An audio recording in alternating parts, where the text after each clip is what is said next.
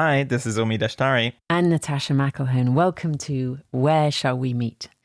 Today's episode is pretty trippy. We'll take you on a helter-skelter ride into Sophie Hackford's futuristically oriented mind. We'll delve into her thesis that the world is a computer. Can the latent capacity of your household devices be harnessed by AI to run tasks that they were never designed for? And that's not just Alexa, but maybe your fridge, microwave, and perhaps even the odd pregnancy test. We also talk about learning from and communicating with other species. We talk chips and the intersection of biological and silicon-based networks. And we discuss our responsibility as citizens participating in the adoption of these new technologies. A bit about Sophie Hackford. She's a futurist and has given more than 220 provocative talks to boards and exec teams on novel science and tech. Sophie is an advisor to John Deere Co. on the future of food, climate, and agriculture. Sophie is also an advisor to New Lab in Brooklyn. She co-founded and chaired 1715 Labs, a spinout from Oxford University's Astrophysics department, labeling data to train algorithms. She previously worked at Wired magazine, Singularity University on the NASA Research Park in Silicon Valley, and the Oxford Martin School at Oxford University, where she raised $120 million for frontier-bending research. While this one is a little tech-heavy, next week we will be talking about legacy and social media. You love tech. What are you talking about? It's not tech-heavy. It's fabulous and fantastical. It was like disappearing into a rabbit hole in Alice in Wonderland. It's magical and wild and wonderful. You're going to love it, even the non-techies amongst you. So, without further ado, let's get into Sophie's mind. Hello, my name's Natasha McElhone. And I'm Omi Dashtari. And with us today, we have Sophie Hackford, who is a futurist. Hi, Sophie. Hi there. I'm quite excited to have you on. We spoke about many topics before we pressed record, but I think one that really struck a nerve is the one that the world is somehow a computer at large. Currently run mostly by natural phenomena, but as we're building more technology and plugging ourselves into it, there's a symbiosis of technology and biology happening. You have thoughts on this. Would love to hear them. I do. And a lot of this has been sort of presaged, I guess, by science fiction, as always. Douglas Adams is an obvious one with The Hitchhiker's Guide to the Galaxy. You know, the Earth is a computer and it's sitting there calculating.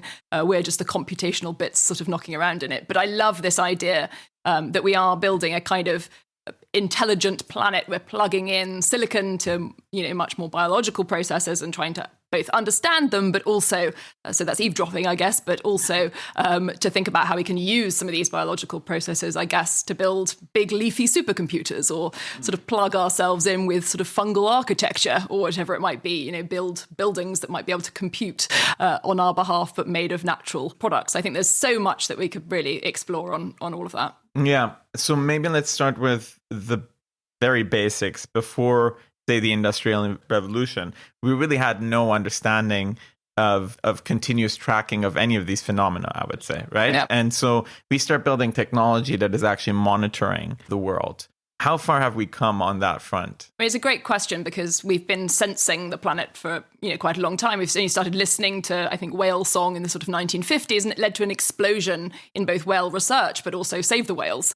And I think this sort of ability to be able to see the world helps us to be able to understand what we're perhaps losing. And I think some of the sensing that we've done pretty well at up until now, optics and the ability to be able to do sort of machine vision and to be able to see the planet in real time from space or indeed from the ground is amazing. But the next generation of that, I think, is going to be audio, it's going to be sonics, and it might even be smell and other sensors that we haven't digitized yet. And the sonics thing, I think, is so interesting. The ability to be able to listen is actually sometimes better than visual. You can hear a lot of animals over a very long distance using audio recording technology, for example. There's so many interesting sort of cutting edge things that we're starting to develop there. Is there not a truth around the fact that we were very plugged in to the natural world? And the obvious example is indigenous communities. Maybe we did have a better understanding in the sort of biomimicry 3.8 Janine Benyus. No, I think it's really important for us to understand, like, the last,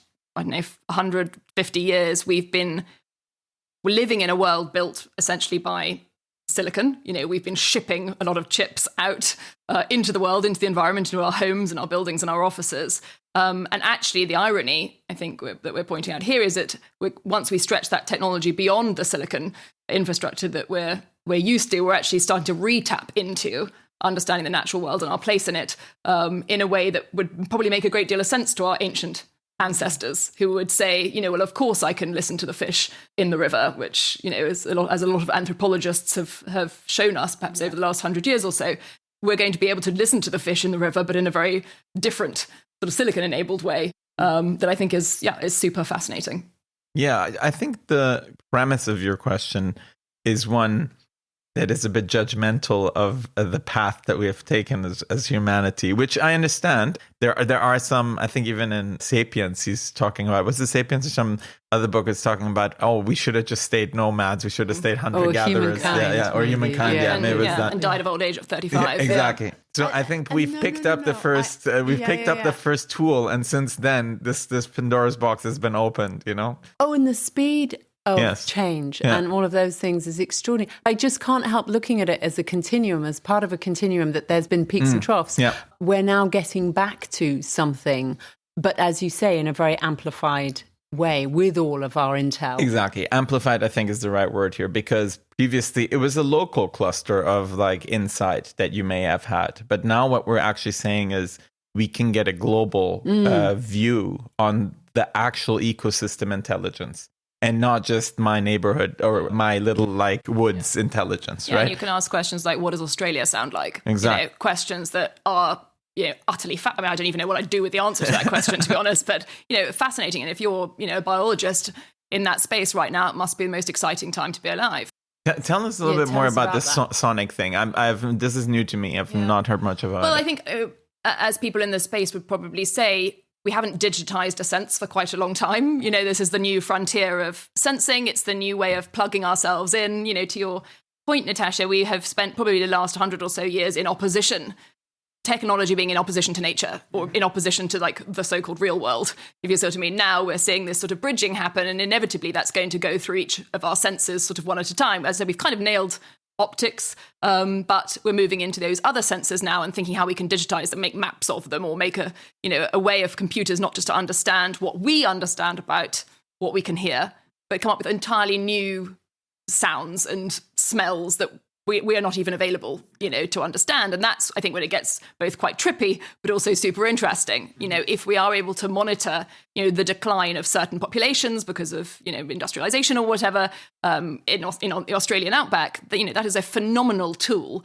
If you're interested in saving the planet, which presumably most of us are, that is something that is almost impossible to do just visually, I would argue. We're going to need all of our sensors to help with this sort of fight, but also to plug ourselves in. As I said, if intelligence is becoming a planetary phenomenon, both silicon-based intelligence and sort of the natural world plugging in as well, that becomes something both very powerful, but also, I think, quite humbling for us, as the sort of, what they call apex cogitator, that's the top thinker on the planet. Well, are we? We don't know. Elephants have got a dictionary now. Honeybee dictionaries are coming out. Elephants can hear across a very, very long amount of distance. I didn't know that. They have a very low... I think it's called infrasound, but I might be wrong, where they can hear, that another elephant somewhere else has said that an elephant has died, or there's a honeybee, pot here, we should all come and cluster, all that stuff. We had no idea that that's what was happening. When we start to translate that kind of stuff, I think it's really interesting. The next step on from that, though, I think is really mind-blowing, is if we can then intervene. There's a professor called Tim Landgraf in Berlin, who has recreated the honeybee waggle dance, so he can talk to the bees. Wow. He's basically broken the interspecies barrier. Wow. And this is Vint Cerf's great project, yes. The interspecies internet. He's the godfather of the real other internet. And so, this is the next frontier. And gosh, isn't that exciting? There are trends or things that I've been reading recently about AI being very helpful in translating old languages and old manuscripts of things that we couldn't figure out. Now, if you apply that to interspecies communication, I think that becomes very interesting. Yeah. Especially because now we're really tapping into and collecting the data, I guess, in a way that we could create big models of this data that then you let AI run wild on and understand acutely. Okay, that's really interesting. So now all these sensors are coming online. What do you think are the predominant sensors? I guess satellite imagery, like a lot of the satellite stuff is going on, obviously now, but propelled by Elon Musk and other commercial space ventures. What is happening on that front? That's a lot of visual bandwidth that's coming online. Absolutely. And it's the same price performance curve that we're all used to across all technologies. Everything's becoming more powerful and cheaper. We've heard it all before. And that's the case across, pretty much any sensing technology that you can get cameras the size of a grain of salt. That means the whole of the back of your phone can become a camera. You don't need just two cameras on the back of your phone. The whole surface, the whole buildings could become cameras. This idea that we're kind of instrumenting the planet is something that's very compelling to me. It's what Professor Bratton calls the kind of the mega structure that we're building above our heads and underneath our feet that is the computer that we live in, and that we're probably a bit blind if we think that actually computers are little boxes that sit on our desk, if we're lucky. And that's a very different future.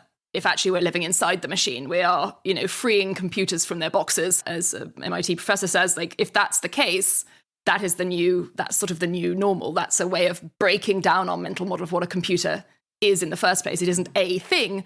It's the world in which we live, and that world itself is computing. It's funny when you're speaking about the world becoming a computer, especially in this moment where I'm feeling where all the GPUs are going into big data centers owned by big corporations. Mm-hmm. So where are we going to bridge the gap between that vision of the world becoming a computer and that centralized infrastructure that we're seeing right now? Yeah, and obviously data centers and the big supercomputers and others are the key points of infrastructure for this sort of machine Earth that we're building. But what's been very interesting over the last few months for me has been researching this concept of dark compute. The fact there might be 2, 3, 4, who knows how many times more compute available in the fans and smoke alarms and pregnancy tests and fridges and ATMs and everything that we've been consuming over the last 20, 30 years, which have way overpowered chips inside them. It's the sort of opportunity cost. Once you've, as they say with the dark fiber, which was a phenomenon at the end of the 90s, if you've dug the trench already, you may as well throw loads of fiber optic cables into the trench.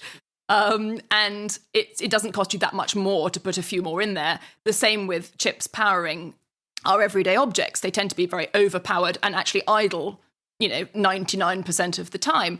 And there is a meme on the internet of engineers trying to get Doom, the very old school computer game, run on everyday objects. You can do it on fridges. And as I said, pregnancy test is one of the most famous ones. I didn't know that. I think you can even do it with bacteria and stuff. It's because it's got out of control. But but the point is not to say you can, everyone wants to play Doom on their household objects. It's to say the latent capacity sitting dark and idle in our homes, our cities, our doctor's offices, our airports, everywhere is actually something that could be taken advantage of now that AI is the thing that's going to unlock that dark compute at the edge where the internet meets the real world. Because we use very supply constrained GPUs right now to do the most important calculations and the most important compute. So I wonder whether, a pregnancy test chip is really going to be able to do stuff. But I guess you're saying AI could find a way, potentially. Absolutely. Right? And actually probably most things don't need a massive data center. They maybe do today, because that's, we've got incredibly hungry large language models out there that need a lot of power, but they're going to get more efficient. They better get more efficient. Otherwise, we're going to need 25 planets to power them. Yeah. They will inevitably get more efficient. You're not going to have to mine the entire internet to get an answer to a question. When we're asking our fridge what we're going to have for dinner tonight, it will probably just ask a very limited amount of either the internet or itself to be able to tell us the answer to that. So I don't think we're going to require, these massive data centers just to answer trivial questions. It's not to say that dark compute is going to power, the net, whatever. But the point is, it's sitting like dark fiber. And in fact, dark fiber, which is, as I said, the idea that we threw a whole bunch of fiber optic cables into the ground just because, dark fiber came before Zoom and Netflix and everything. It enabled the next generation of the internet. It enabled us to be able to go move to the next generation of what we understand as the internet today. Those things didn't exist when people, in 1999. My question, and it's not my question, actually, it's Pete Warden's question, who one of the founders of TensorFlow at Google and Useful Sensors, his company now. He says, what's going to happen? What delightful things, in his words, could this dead silicon do for us that's just lounging about in our homes? Yeah, interesting. Okay, that's indeed the world becoming a computer, I guess, all the devices that we have there. Let's talk a little bit more about the organic world then, though.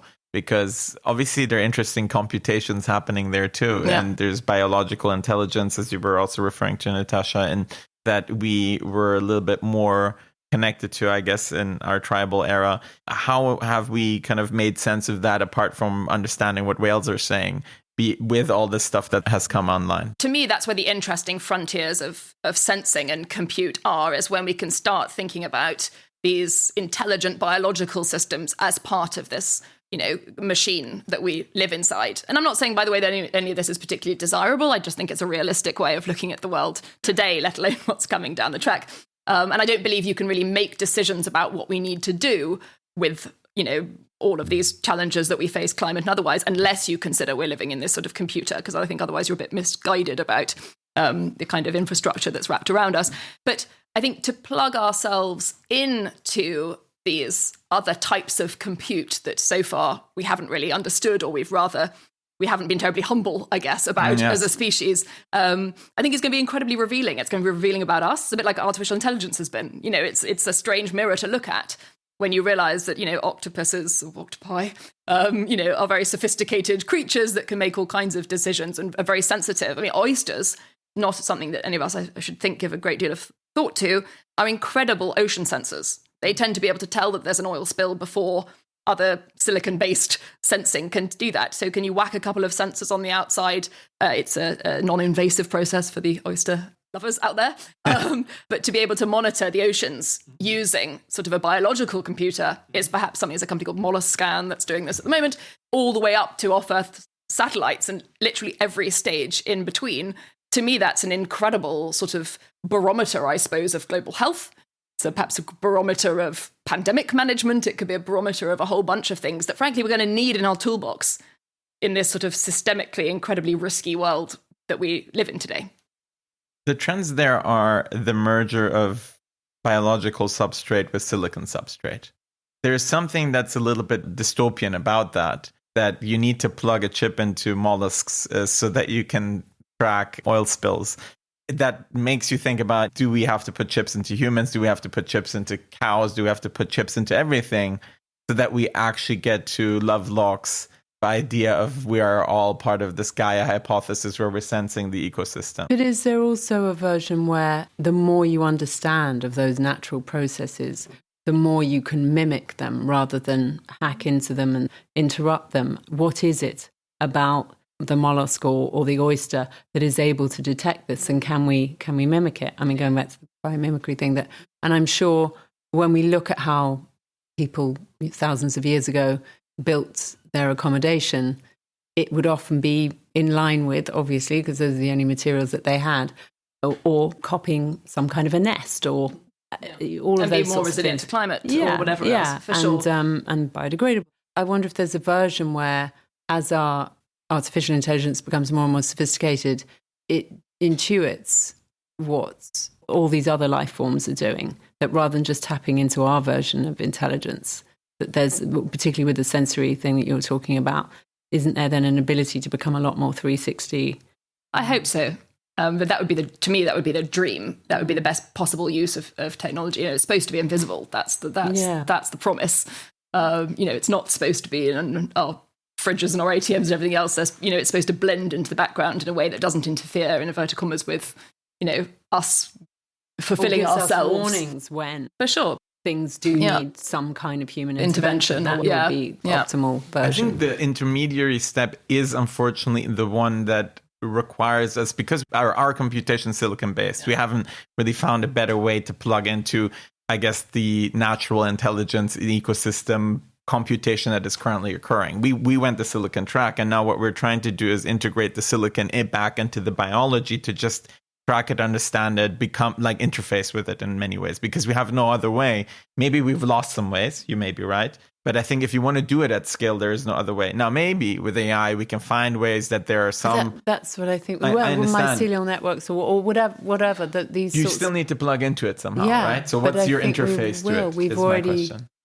I guess that hasn't been discovered yet. So I think what I wanted to go back to maybe is the question I originally posed, and that is, there's something dystopian about the fact that if we want to tap into the natural intelligence and the biointelligence that exists, it feels a little bit crude that we need these silicon interfaces, but there's no way around it because we've built our whole stack of technology on the silicon substrate. That said, how are we doing on these interfaces? And what about human or biological interfaces that we're creating in this realm that have started to emerge that we may not know of yet because you're glancing into the future, other than Neuralink is doing X, Y, Z, which is always the thing that you read. Yeah, I mean, the science fiction community and those inspired by science fiction, who tend to be a lot of the sort of big tech gods, are, definitely interested in trying to understand how to plug our brains in, in some crude or otherwise way. And I think that's part of that is driven, as I said, by probably a science fiction sort of vision of a wonderful somehow future where you can download memories or whatever. But also it is this sort of, it's the frontier of neuroscience. Like there's so much we don't understand about the brain, which is so ironic because it's, it's between our ears. It's so close to us in every way. And yet actually so much of it is still a mystery. And I think that's the same about the biological world. Yes, it is not an elegant interface to strap some sensors onto an oyster.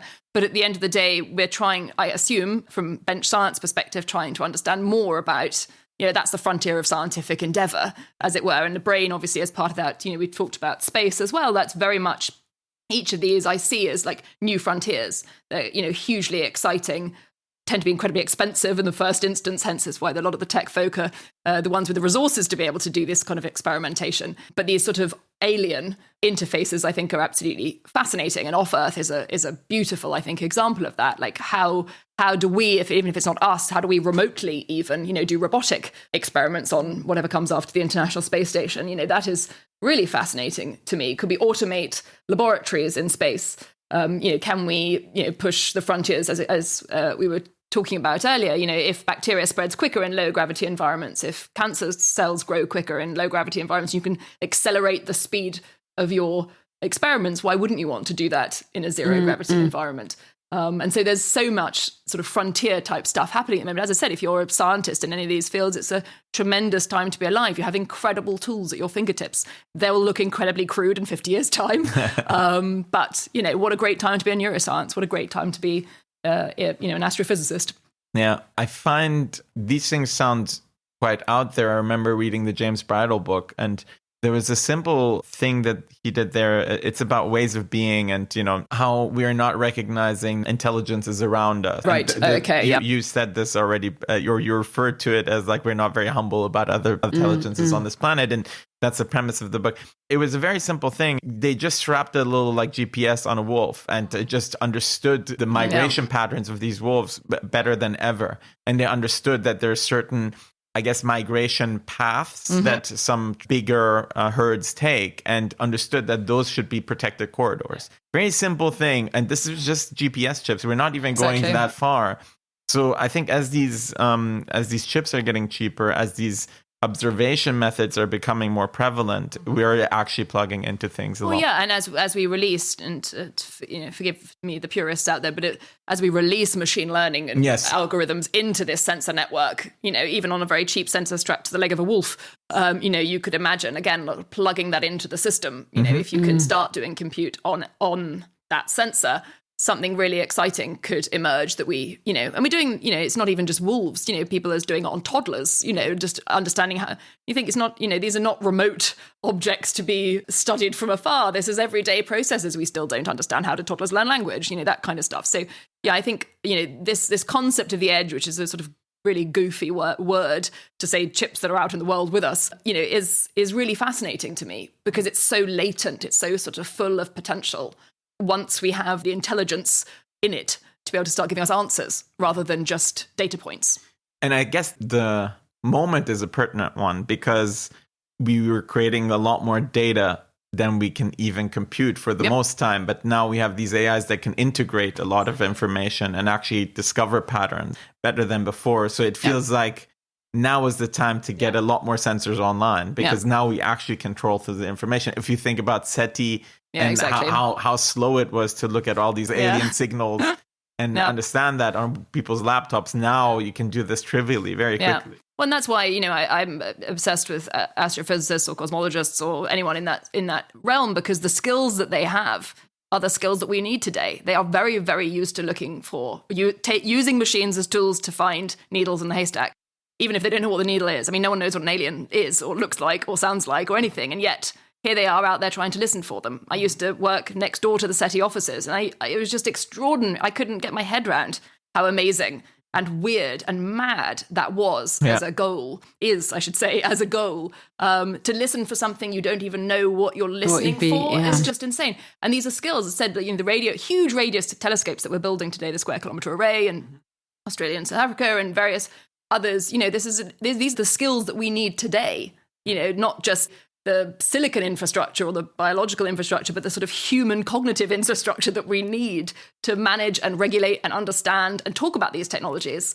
We're going to have to skill ourselves up pretty quickly, I think, to have intelligent conversations about the kind of world we're building. And I will definitely want to come back to that, because we were talking about responsibility of the individual to tap in and tune into all of this and become a part of it, sort of citizen science, I suppose, or whether you just opt out and things get done to you, and social media is having a terrible influence on your life, and yet you opted in the first place, and you don't have any abstinence around it. But I remember you mentioning once that GPS was becoming increasingly unreliable or risky, and that you were going to move into some sort of quantum space. Can you just expand upon that for a second? Absolutely. I mean, GPS will continue to be extremely useful. In fact, I don't know what would happen if GPS turned off about the globally. Walls, that's all. Yeah, exactly. But we're going to have to come up with, and in fact, a lot of militaries are spending a lot of money on research on this question at the moment of what alternatives could you run? Not necessarily to replace GPS, but in parallel.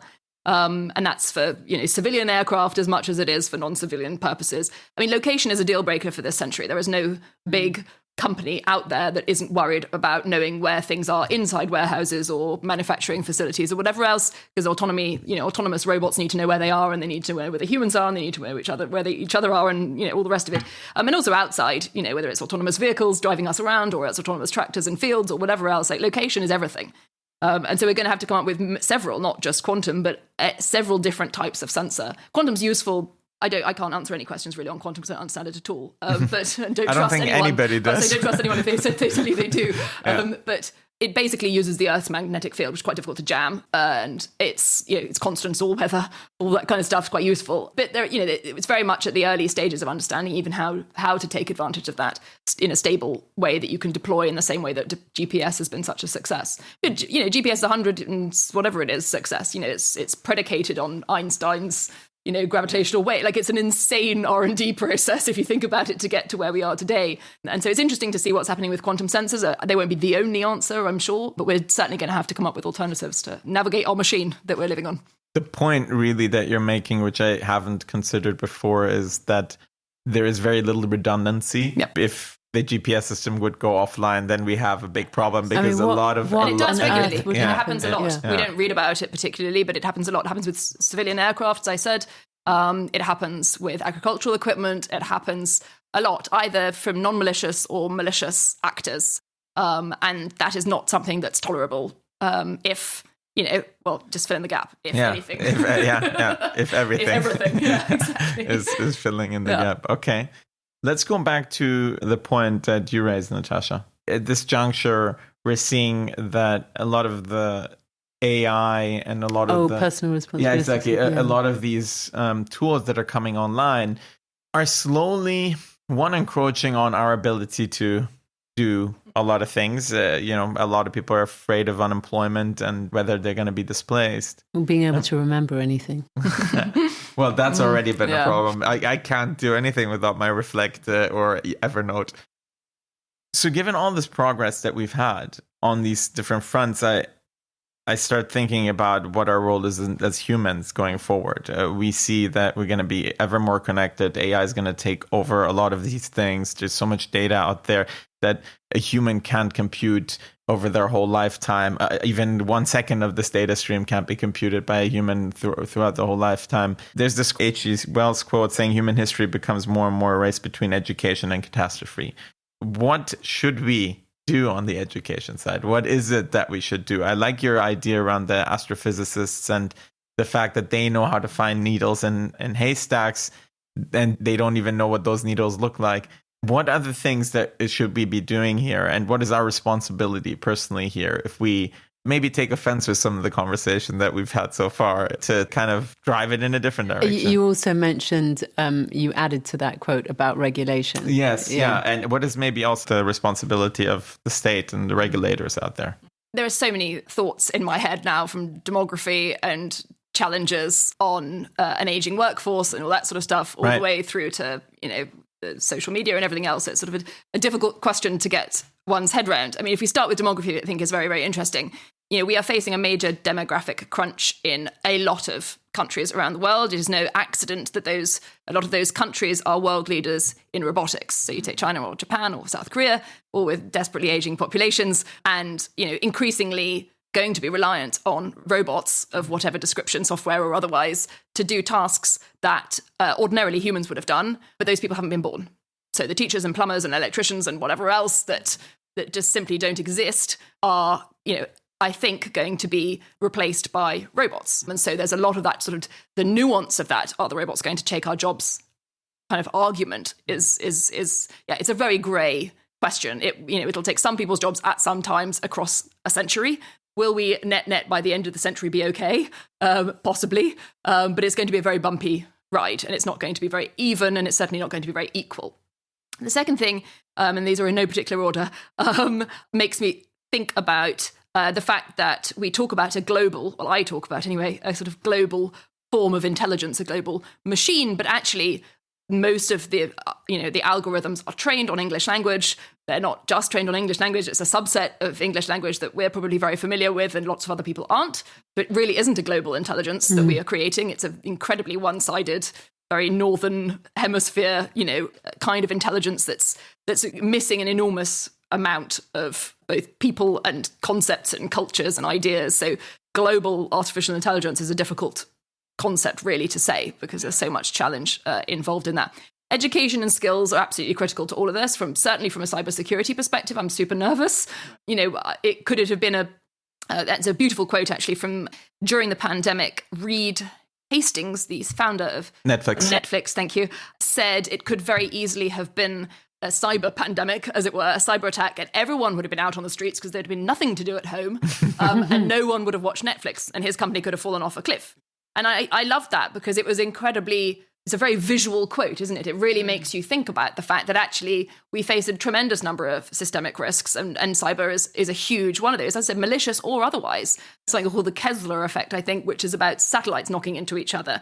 The more we send up there, and Elon is very busy pumping our low Earth orbit full of very useful satellites. Yes. Don't get me wrong, I used to be a very avid Starlink user, so it's a wonderful service. But there is also non-malicious collapse that is very easy to imagine, and as I said, malicious as well. And that, as I said, the training that needs to happen yesterday, frankly, to train people up for that. So I think this question of lifelong education is a huge one. The race, as H.G. Wells said, between education and catastrophe. We probably can't, I'm going to paraphrase a lot of academics I used to work with, demographers, we probably can't have all of our young people in full-time education until they're 24. We're probably going to need to use their able bodies and their tax-paying efficiency, maybe from 16 onwards rather than 24. Crazy to think that, yeah. It is. Yeah. And will they be in and out of training throughout their life? I hope so. A new model of education is clearly completely necessary, again, for today, let alone what's for coming down the track. Are we prepared for the kind of world we live in today? No, we're not. We have a very unresilient, we don't have any circuit breakers in the system, so that when the butterfly flaps its wings in Mexico or whatever, we all catch the cold or whatever the metaphor is. We're all so tightly interconnected, and we don't value redundancy. There is no dollar value really that you can put on spare socks for the army or spare PPE, yeah, exactly, or whatever else. You sweat your assets. You do what the business school told you to do in the 80s and 90s. That's the reality of the world we live in, and it means you shut off one of those big nodes, a port or a canal, as we're saying a lot, or whatever else, and you end up with a very sticky. And climate change feeds into that as well. When the Ukraine war started, part of it coincided with summer in Europe. A lot of the rivers ran dry, and the cargo ships that were replacing other routes they might have taken pre-war couldn't get down the rivers in Germany and others because the water level was too low. These are all just examples of second, third, fourth, fifth, sixth order consequences of certain things that you would never be able to Now, then the question comes, and I will stop talking, can we simulate a lot of that stuff? Can we create digital twins of systems? Can we pressure test? Can we war game this stuff in silico so that we don't have to rely on us trying to second guess what it might mean if until it's too late. Something happens. Exactly. What happens if there was a cyber attack? Can we war game this stuff in advance and try and put some redundancy in place where we think we might need it? It's tough to simulate things that are not in the previous data set. So for instance, but isn't that the superpower of AI is predictive? Well, yes, but it predicts on the basis of the data that you've trained it with for the most part, right? So for instance, an AI could have not predicted, say it existed before LLMs came around, that LLMs would emerge, right? Because it doesn't know what the future holds. Like, it doesn't know who's going to invent what tomorrow. And that could have a very disruptive force, for instance, right, on the whole planet.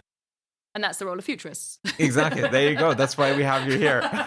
But isn't there something to be said for us having our sort of priors set and our biases and relying on what's already happened, so we can't possibly know what's about to come in one respect in terms of invention and innovation, in a way that I thought already we'd been surprised by, whether it's AlphaGo or something. Oh, those moves weren't things that we even knew you could possibly do, and yet AI. I think for narrow, you're right, probably. For narrow, I think it's easier for sure to show us new stuff. I think for something this broad, well, I don't know. But what are your thoughts? That's my big hope, is that it will be able to predict and work out.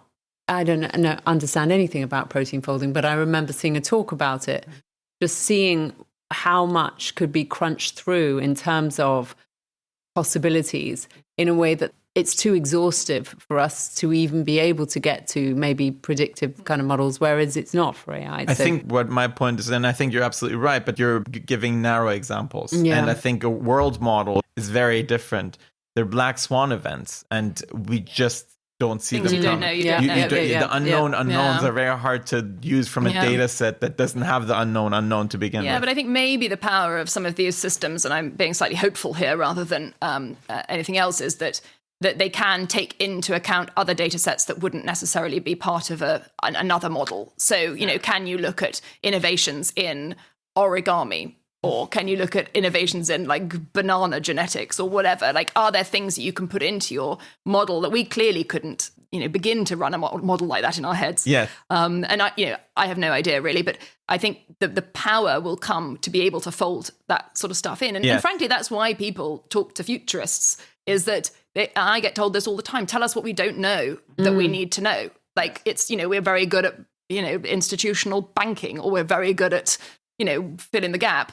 But what we don't know is what's happening in the private space industry, and maybe that's going to impact our business tomorrow. And, we're going to think, gosh, we wish we called a futurist sort of thing. So we need to just create a model of all the futurists' brains, and then we sync that up with the world model. Pretty trippy model, I think. Yeah. Sync that up with the world model and see what it spits out. So many black swan events. But going back to James Bridle ways of being, or, one story, one intelligence, presumably if we do manage to get a version of what the natural world is doing and how it communicates, and all of these wonderful documentaries that David Attenborough's been doing around little tiny creatures with presumably not a ton of brain power. Like slime mold or whatever. Yeah, exactly. And also rewarding one another for favours given or warning. They've all got their systems and their ways of communicating, their ways of collaborating, that if an artificial intelligence, as you said, can tune into that along with everything else,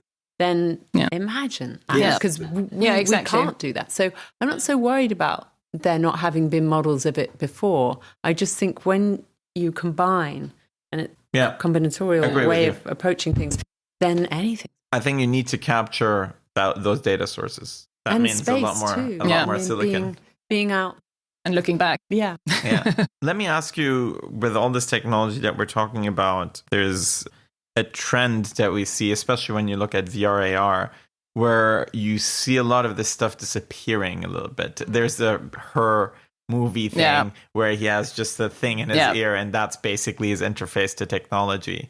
We are already seeing all these ideas of a dystopian future where we're all just wearing AR glasses, and they're pretty much the only technology we need going forward. Let's talk a little bit about this dematerialization trend. What are you seeing there on the horizon? You make the obvious point, which is that our devices should disappear. And I kind of broadly agree with that. I think we all feel, both sort of from a chiropractic basis and others, that it's not a good idea to be, we kind of can sense that intuitively. And therefore, charging 15 things is just not fun. Yeah. But what is the alternative? And are we content with that? Are we pleased actually that there's a device because we can put it down, we can put it away? Or in my case, I just don't buy them. Like, I have a phone, but that's pretty much it. I'm not really happy with other kind of what I would term surveillance devices within my house until I feel like there's some kind of regulatory or other body that I can get recourse from if I need to. And I don't feel like that's the case right now. I definitely feel like it's a sort of Wild West. So there is a utility, I think, in devices in a way that it is a way that you can put it down. And it's more difficult if you fall in love with it and pop it in your pocket, which I think is what Joaquin Phoenix did in the movie Her. That's a difficult thing to separate yourself from. But what about implants? We already, of course, implant ourselves with certain things, diabetes monitors or pacemakers and all that kind of stuff. It gets very grey very quickly. And there was a very famous court case a few years ago, which I can't remember the exact details of, but a programmer who had a pacemaker wanted to get the details, his own data of his own heart rate, and was denied access to it because he was told that belonged to the pacemaker maker. And there was this big furore, of course, about this. Who owns the data? Who owns the photographs that we take on our phones of our children? Like, all this sort of stuff. And there's a lot of grey there that I think most of us are pretty and should be very uncomfortable with. So the more they get invisible, of course, the less chance, I suppose, we have to point at them and say, interesting, this is what's that is mine. happening. Exactly.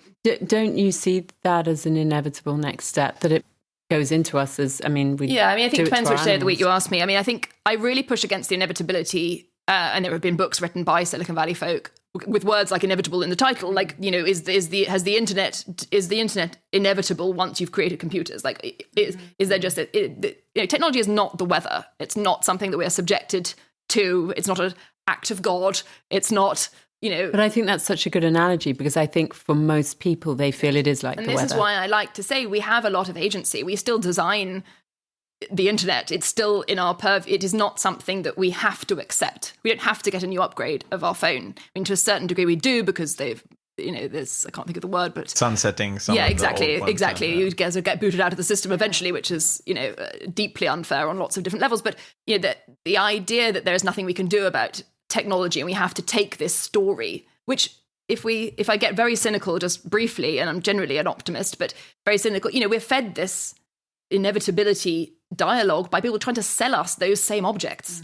Like, of course your new car sitting on the car forecourt is an inevitable purchase, says the used car dealer. Like, of course, the 2-for-1 deal is an inevitable, it's if someone's trying to sell you something and tell you a story about it, one hopes that you think critically about that. And I don't think we do think critically about but where's the inevitability. Space to think critically? Where are people allowing themselves that space? And this is to your point about responsibility, is I think we all do need to take advantage of our still having agency in this before it gets plugged into our brains, which makes me sound very alarmist, and I don't mean to be, but we do need to have dialogues about this. I hear all the time, about this staggering rate of progress of AI. And I always think, I don't understand that, because progress to me anyway, and call me naive, but is usually towards something that we've kind of agreed is something we want. I don't know where we're going, so I don't know how we can be making progress if we don't, to the everyday person. There'll be engineering progress, there'll be gates and milestones from an engineering perspective, but I think progress is a very odd word to choose for me, because it isn't just about Moore's law. It's not just following Moore's law because Moore's law is the law, and I think that's a very, and I spent a lot of time in Silicon Valley, drank a lot of Kool-Aid, still probably got an enormous hangover from it. But, and I love so much of that.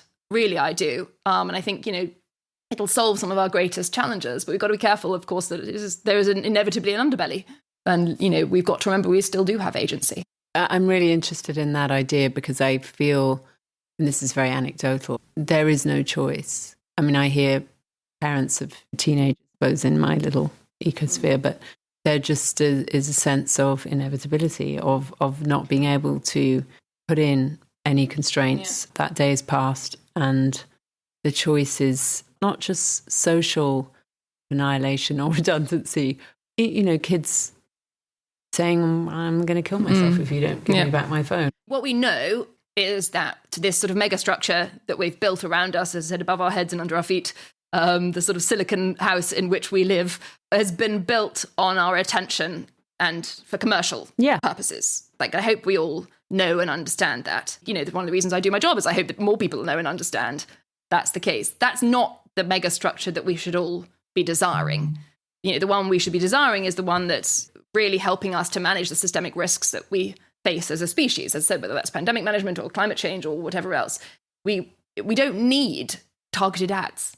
Like, targeted ads are not an inevitability. They're not, as I said, they're something that just comes down from the sky and there's nothing we can do about it. But that is how, that's people's emotional response. Yeah, and that comes back to education, though. Yeah. It comes back to education, lifelong skilling. It comes back to us understanding what all of this is and who is selling it to us and selling it on from us, you know, and the supply chain that goes out of my house, you know. And regulators, right? So for sure, definitely. They failed us with the social media situation. Yeah, absolutely. I think. So would that be the biggest area of progress then, regulation right now? I think it's twofold, as you're saying, Sophie. I think it is definitely education, and it is individual responsibility, but it's regulators as well. And I do think, I guess that's what you're saying is like, in the AI field, there's a lot more regulation occurring up front because large swaths of the GDP could be shifted to private sector. And I think that's why now it's very clear, and that's why there's immediate repercussions there. And also there's major geopolitical issues in there as well, of course. Yes. And it's being clever and mobile, not quite the right word, but I can't think of the right one, about regulation, nimble, that's the one I was going for. There are moments where you can regulate and that moment passes. So at the moment we can regulate large language models that are over a certain size because that not everyone can build one like that. It's quite expensive. Chips are hard to come by, as we know. And it's a sort of opportunity moment to grab or not to ship those chips overseas to other countries who may be perceived to be a threat. So there are ways you can do that, but that then disappears quite quickly. So you have to have a super nimble regulatory framework if you can say, right, we're going to stop exporting this thing to country X, but soon country X will have that capability themselves and it will be irrelevant. And it will be like 3D printing of guns or something, isn't it? Exactly. So you have to be super... Escapes the lab at some point. Yeah, exactly. And the open source community would say that is how you regulate. The open source biotech community says that's how you regulate, is actually you have the community self-regulate in a way. But then the question, I think, becomes what do you need to happen, on an island surrounded by sharks? What's the kind of AI that needs to stay there? And what's the AI that's okay to be in a kind of Wikipedia-style environment where it isn't something that can, have a huge release, a wet market moment. Yes. And it's impossible basically to draw the line between those two things. It's a constantly shifting, and I don't envy the regulators. It's not an easy time. But I think there are moments that you can seize, but that only works if they're educated on the technologies. This is the problem, and the people who are educating them are the very people who are building technology and giving them self-serving narratives around it. I think it's a good point that you're making is basically what's the equivalent of the level 4 biolab for AI, which we have to just lock away. There's the meta approach, Jan LeCun, and obviously also Zoc, who are pushing out this Llama 2 model, probably Llama 3 soon, and they're open sourcing it versus explain what sure. Llama... So basically the OpenAI and Google have a very closed off approach. They're not sharing any of their spoils with the wider world, while Facebook, trying to redeem itself in the view of people, is now in this moment pushing the open source agenda and really taking some of the models that they've trained for billions and giving them quote unquote away for free. And so these are two different paradigms that are participating side by side, like the iPhone and Android kind of debate that we had in the mobile era. What is your approach? Do you think is this open sourcing meta approach a dangerous one, or do you feel like it is an empowering one? And what about the Sharon Lanier thing that you have to pay for access, or that there's a moment, even if it's not payment, that there's a moment, a behavioural moment, as it were. Well, you have to pay either way if you want to deploy these models, right? And if you want to do things, you can use the weights and things, but if you actually want to compute something, you have to pay Amazon, or you have to pay whoever you're like Azure, or you're paying Microsoft, or you're paying Google, because you're hosting this stuff somewhere to compute. Not quite free yet. Yes, it's not like free, so to say. This stuff is quite expensive actually to run. So there is a threshold barrier. But each time it becomes more affordable. And then by the time it gets to us is really what I meant by that. I see. Is that we don't even know where it emanates from. We've built a system that's way too complex for us to even keep track of Which anymore. Which is why I keep going back to AI as a solution. That I know you said the very people that are making this, the regulators or the people that understand it, are likely going to want to find reasons to continue to use it and for us to continue to plug into it. But I wonder if there's going to be a sort of adversary, a kind of AI who is built to check itself or to self-regulate in some way. Is that possible? I don't know really. I mean, I think some maverick. Yeah. Coder. I mean, exactly. I mean, I think we're going to see a lot of that, aren't we? We've just got to hope that the maverick coder, isn't... It's for humanity. Yeah, exactly. And there will be, of course. I mean, that's always been the case, hasn't it, with all There's this so many sort of conscientious stuff. Yeah, objectors. But 5 minutes after the start of the internet, there were, cyber attacks.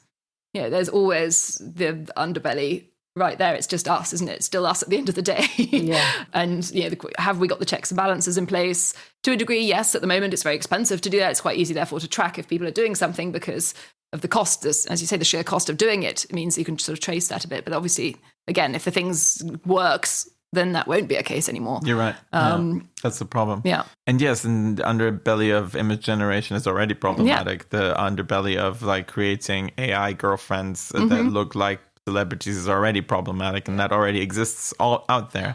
Just not a lot of people don't see it. If you go and seek it out, you find everything. And this is already now. So I think we're jumping around a little bit, but the one point that you made earlier, which I liked, is to highlight the agency that we still have about this stuff. And I feel there's this narrative, and you may say it is the narrative by the Kool-Aid Brigade, but it seems like the price power increase in all this stuff has been very smooth, famously purported by Ray Kurzweil and many of his presentations. Basically, what he says is that the progression of technological process when it comes to price and power, computation power, has been something that has been going on for hundreds of years and has been very smooth. And it seems like even through world wars, it progressed in a very linear fashion, and it's exponential. And it feels like we don't have control over that. How do you feel about this being a natural law as such? Well, I slightly promised myself I left Silicon Valley more than 10 years ago. Now I'd never say the word exponential again. So I might have to break that rule for today. You did already, yeah. But yeah, I mean, the challenge with exponentials is, of course, is they're very, very unintuitive for most people. And, what is, doesn't necessarily look exponential at the early stages, is exponential. And that's just really, really hard for, regular folk, like me included, to get your head round. And it's, the Gartner's famous hype cycle is a beautiful example of us. You can track so many technologies through, us getting so overexcited about 3D printing. Oh, we're all going to 3D print our jetpacks in our sitting room, and then whatever. And then everyone's like, 3D what? Does it? And of course, additive manufacturing makes up most, manufacturing processes in the developed world today. Like it hasn't gone anywhere. It just hasn't arrived in people's sitting rooms. And therefore, exactly. And so we're just spectacularly bad at knowing a lot of these trends that shape our everyday, and spectacularly bad at knowing what to do with them, despite the fact they're quite repeatable across lots of different, and they're quite predictable in a way. And I don't like to make predictions. It's not really my bag, but plenty of people do, Ray included, of course, famously. And the helpfulness of that, I think, to me, to be sort of kind to prediction makers, is to say it's helpful to flesh out some kind of longer term future so that we can make better short term decisions, whether it, AGI is in 2027 or 2031. If it gets people talking about AGI, I'm happy. I agree completely. I think also if you do see something, you can't but help share it. And the biggest learning I think I took from the Kool-Aid is the convergence argument. That it's not an argument really, but just convergence generally, that it isn't. We look at technologies in isolation all the time. We say like AI is doing this and robotics is doing this and nanotech is doing this, and genetic sequencing is doing this. It's actually when all of those things splosh together, and we have a genetically engineered nano robot that's making its way around my body using AI. That is something, creepy, but sort of interesting. And it's the convergence of those, again, that's very difficult for people to understand. Even people working in those specific field. That's why I think it would be much more interesting to smash together lots of those experts if we could duplicate them. There we go. We could create avatars of them and do conferences of those avatars to come up with interdisciplinary ideas to try and solve some of our major challenges. Because generally speaking, challenges don't exist in academic disciplines or areas either. Pandemics famously cross many different, from zoology to biotech and everything in between. And we need to create the intellectual resources to come back at that in a very interdisciplinary way. And the convergence argument, as I was saying, is one that I really took with me, I think. But then we mustn't become too interdisciplinary either. We mustn't lose discipline. It's this real balance between, universities of disciplinary excellence, someone getting really, really, really excited about the interaction between two molecules or whatever it is that drives their PhD. Thank goodness, because otherwise we'd all died of smallpox a long time ago. So how do we create venues to be able to do that? Is AI a tool to help? Could large language models help us? I think it must be quite stressful, although a wonderful time to be an academic today, quite stressful when goodness knows how many papers are coming out every day in your field. How do you keep track of that? Can you use, a second synthetic brain to help you filter what's going on? And not just in your area, domain, but in other domains that may be interesting to you or you've always been curious about, or should I get a postdoc in this area? And how do we make that something that's valuable without losing the disciplinary excellence that universities are known for? Before we finish, I just wanted to, you mentioned nanotechnology. Talk a little bit about that in terms of going into us. Well, obviously, we've got to be careful we don't create the new asbestosis. So, there's a lot, presumably, of R&D and work to happen before we release fleets of autonomous robots into our body. But there is an inevitability, I think, to, even though I said I don't like that word, to medical things getting smaller and being more interior.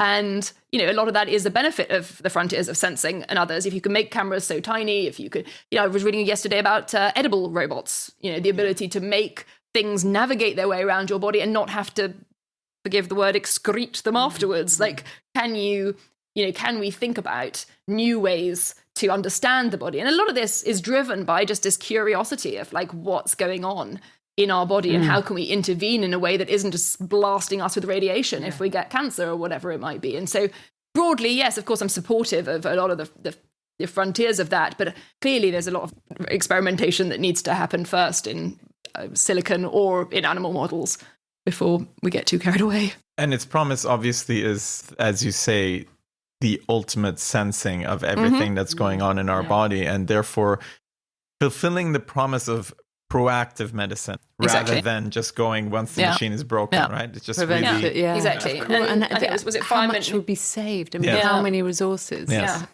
And I think Feynman said there's plenty of room at the bottom. There's just, again, so much we don't understand down there, to be sort of basic about it. And that's also, cusp of quantum stuff too. We don't understand how photosynthesis works. We would not be here without photosynthesis. Everything we eat is driven by a process that we don't really understand terribly well because it's a quantum process.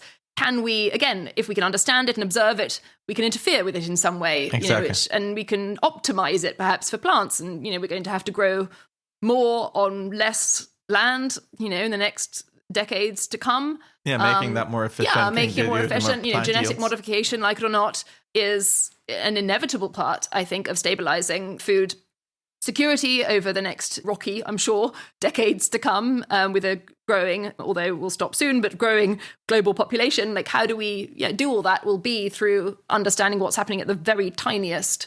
I read a beautiful quote the other day that we're using the most powerful tools in the world today to look at both the smallest things in the universe and the biggest. And I thought that was rather wonderful, that we can really just take advantage of some of this stuff in a really insane way. The fact that we're stuck in the middle plane, exactly. somehow, and we look at the very big and the small.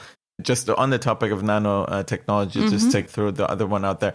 There's a promise of self-replicating nanobots that could, grow things. Yep, of course. The idea is really when we create a cup, we're just smashing atoms together in a very imperfect way.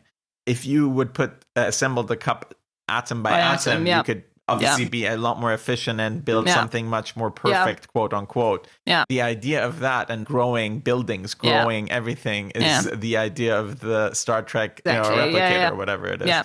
How far are we away from that? Where you don't like making predictions? No, well, I mean, I'm fascinated by the frontiers of manufacturing. I think it's so exciting. And again, to Natasha's point earlier, a lot of that innovation is happening in space as well. Build it. Where the constraints are much tighter. If you have to build buildings on the moon or on Mars or whatever else, probably going to build them more efficiently because you have a limited amount of resources. Everything's incredibly expensive to take up there with you. And that is the kind of R&D lab that gets a lot of people very excited. Interesting. And it isn't just about atom by atom here on Earth.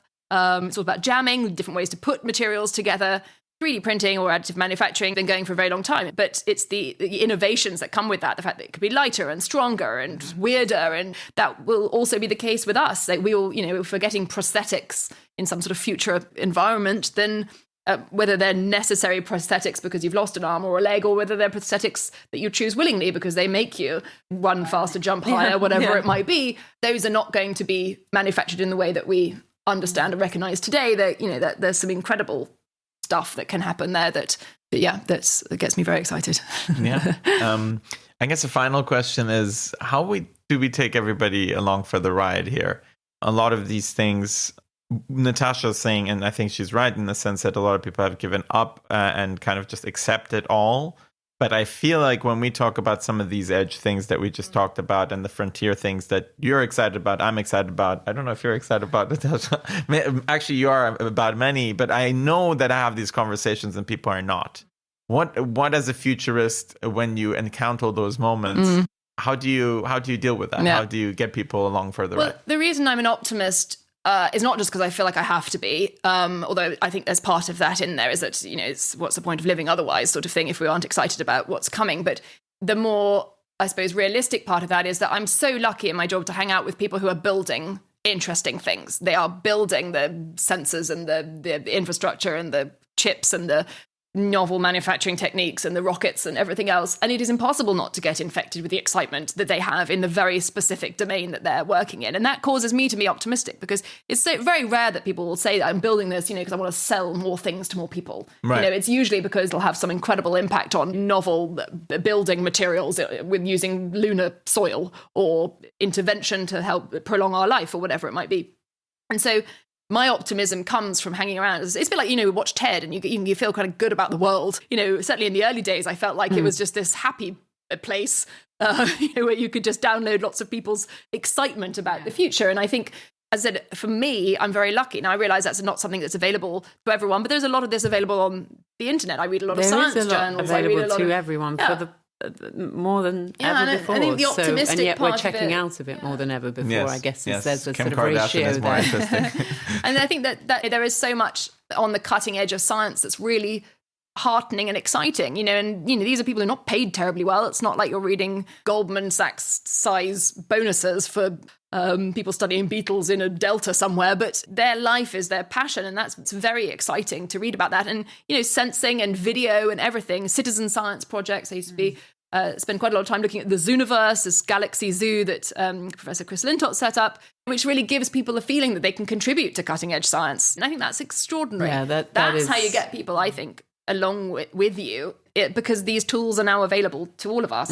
But you have to seek them out, and it's probably not the major news sites and others. And it's not to say we to ignore that, and I'm not this sort of blind Pollyanna type figure who thinks that I've spent a lot of time with people like that, and that's definitely not me. Of course, you don't like that impression. But neither am I a cynic. I don't think about what's coming, but we have to be very, very open. Maybe it becomes obligatory. It's a sort of mandatory participation, like voting in Australia. It becomes something that you just have to partake in even if it's only for a short period of your life. Just that awareness would like be a national service. Yeah, very empowering.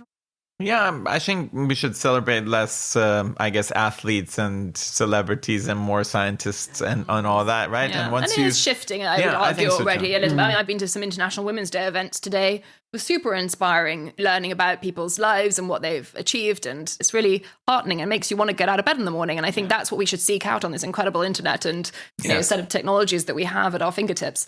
But not blindly. We shouldn't sleepwalk into something either. But use our tools and our intelligence and our intellect and our education systems and join things. I mean, this is what I learned. Harari did an interview or a panel yesterday with the Centre of Existential Risk in Cambridge. And one of the outcomes of the sort of panel that came afterwards was that we should join things. Like, don't just sort of sit back and let, things happen to us, but do it, start local. That's easy in a way. I mean, it's not easy, but it's easier than trying to change politics or whatever else. Because it is about narratives. It's about the narrative that we tell ourselves about the future. And I hope that trying to give a balanced narrative of that to people is really critical to me. It's not to say everything is going to hell in a handcart, but that we can do something about it. And here are some people really trying to shift the game on as whale conservation or whatever it might be. There's something really special about that. That's a beautiful point to end it on, I think. Cool. Quite hopeful. Thanks so much for your time. My pleasure. Thank you for inviting me. Thank you so much.